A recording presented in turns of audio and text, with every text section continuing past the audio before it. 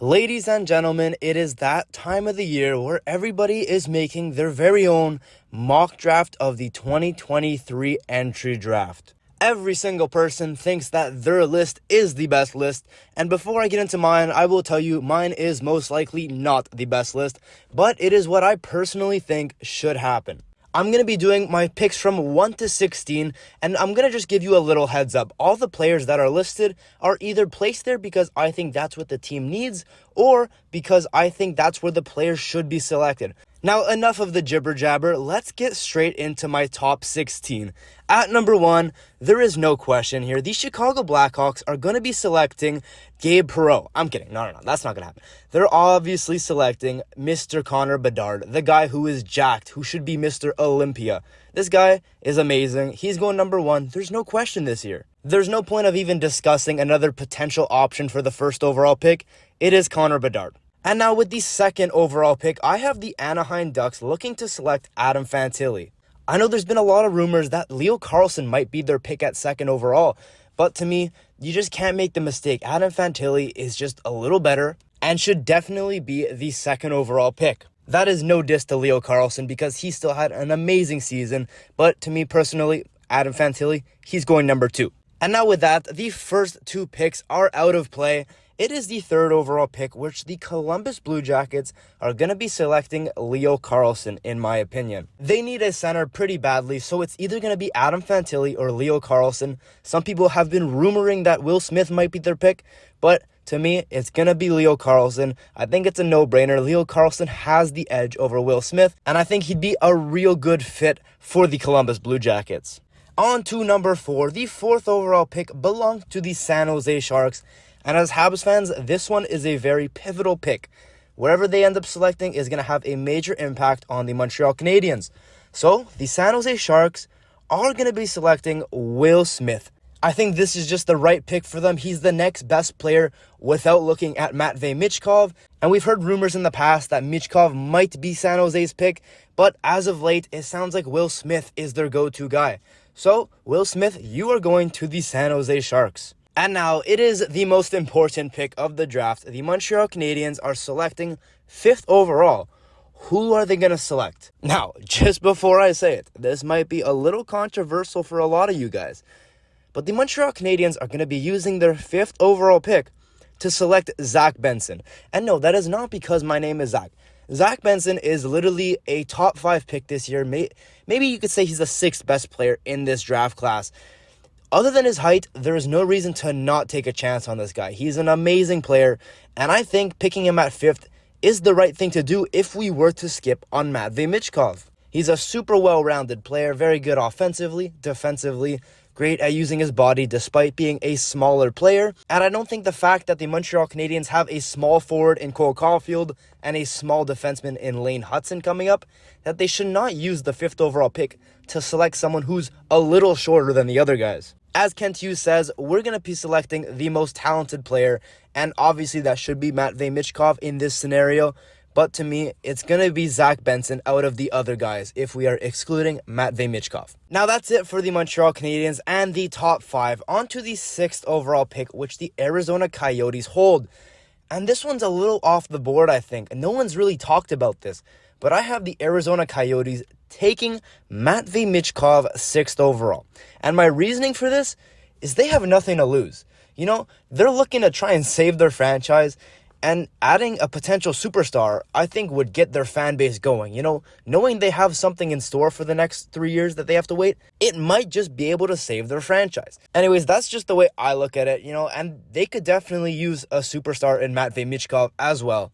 So yeah, Matvei Michkov, you're going 6th overall to the poverty Arizona Coyotes.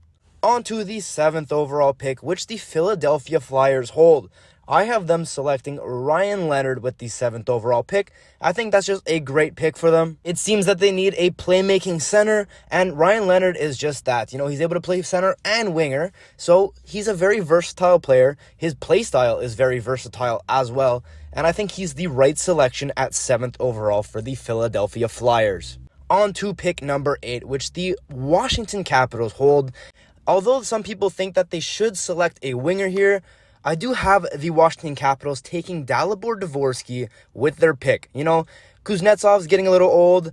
Backstrom's getting a little old. I think they could fill in those two spots with a nice, very similar player in Dalibor Dvorsky. To me, this is just the right pick for the Washington Capitals. And now with the top 8 done, we are moving on to the 9th overall pick, in which the Detroit Red Wings hold. And Stevie Y is a pretty smart GM, so I think he's going to make the right pick no matter who that is. If someone falls to him like Zach Benson or Matvei Michkov, he's going to make the right pick. But in this case scenario, they are not there. I have them taking David Reinbacher. And that's purely just off of instinct. I don't know. Having your two top right defensemen being Seider and Reinbacher, that is a defensive pairing that players are just not going to want to play against. So, to me, David Reinbacher will be going 9th overall to the Detroit Red Wings. And finally, to close out our top 10, the St. Louis Blues are going to be looking to select a center. And to me, the best center available at this point will be Oliver Moore. I think he's such an underrated player, and he's just not getting enough credit because during his year at the U.S. National Development Team, he was not on the top line of Gabe Perreault, Ryan Leonard, and Will Smith. He was on the second line, which he still did amazing with. If he was on that first line, I think his stock would have been maybe even close to top 5. So Oliver Moore, he's going to be going 10th overall to the St. Louis Blues. Now we're jumping out of the top 10 and into the 11th overall pick, in which what I believe is the Vancouver Canucks looking to select a goal-scoring forward. And you know who that is in this draft. One of the best goal-scoring forwards in this draft is none other than Colby Barlow. Some people have this guy in their top 7, and some don't even have this guy in their top 15. But I have Colby Barlow, one of the best goal-scoring forwards in this draft, going to the Vancouver Canucks with the 11th overall pick. And now it is deja vu. It is once again the Arizona Coyotes who are stepping up to the plate to make a pick. Since I had them taking the superstar Matvei Michkov with their 6th overall pick, now with their 12th overall pick, I have them taking defenseman Dmitry Simashev. I may have just butchered that. I'm going to be honest. I've never heard his name pronounced. So I'm going with Dmitry Simashev. I think he's a very underrated defenseman, and a lot of people don't have him as high as I do. But I think he's, like I said, very underrated, and I think this will be the right pick for the Arizona Coyotes. It's only been as of late that he's jumped into my top 16, but I think this might be the right fit for him. And now we're going to be moving on to the 13th overall pick, in which the Buffalo Sabres are about to make a huge move, and they're going to solidify their defensive pairings for a long time. They will be selecting Axel Sandin-Pellikka. Now, I personally think he should go a little higher, but I'm putting him with the Buffalo Sabres because just imagine Dahlin, Owen Power, and Sandin-Pellikka as their defensive players. Oh my goodness, that team is going to score more goals on their defensive pairings than the Montreal Canadiens will with their whole forward lineup. Like, it sounds funny, but it's probably not even a joke.